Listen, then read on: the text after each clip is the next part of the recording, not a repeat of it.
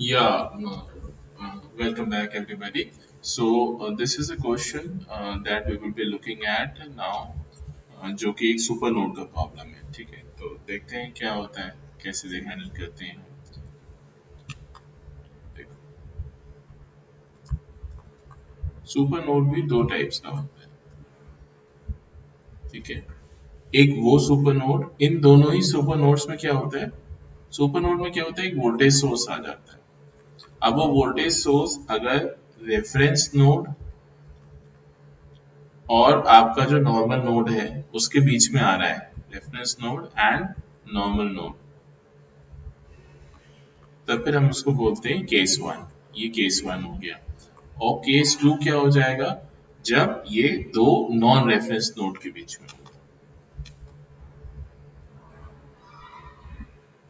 Normal node और normal node के बीच में होगा। तो ये हो जाएगा आपका case two. This is case b. ठीक है, यही कोई इसमें खास इतनी बड़ी बात नहीं है। जैसे एक एग्जाम्पल देखो,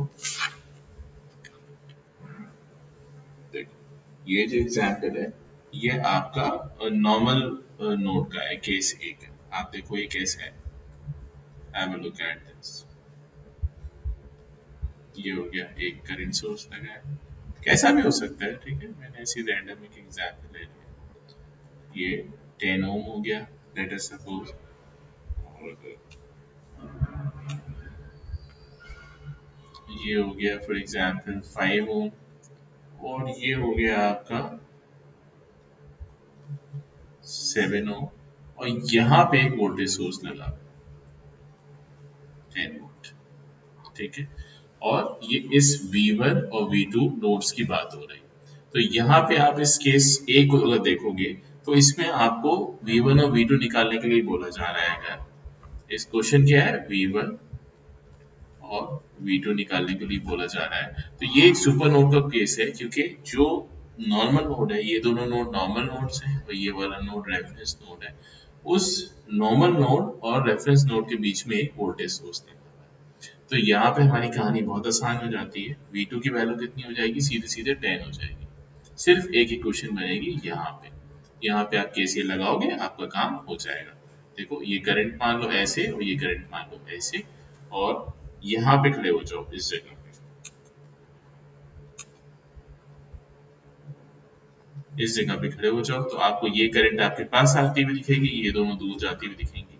तो 3 इक्वल टू क्या हो जाएगा, इस पॉइंट को मान लो V1, ऑलरेडी माना हुआ है, V1 minus 0/10 plus V1 minus V1 minus 10/5। तो ये जो इक्वेशन है, इसको आप सॉल्व करके V1 की वैल्यू निकाल सकते हो। V2 ऑलरेडी क्या हो गया, 10 हो गया। ठीक है, तो इससे कहानी और हमारी इजी हो गई। अब हम आ जाएंगे केस बी में। केस बी में कैसे आएंगे, देखो कैसे होता है। Have a look at this.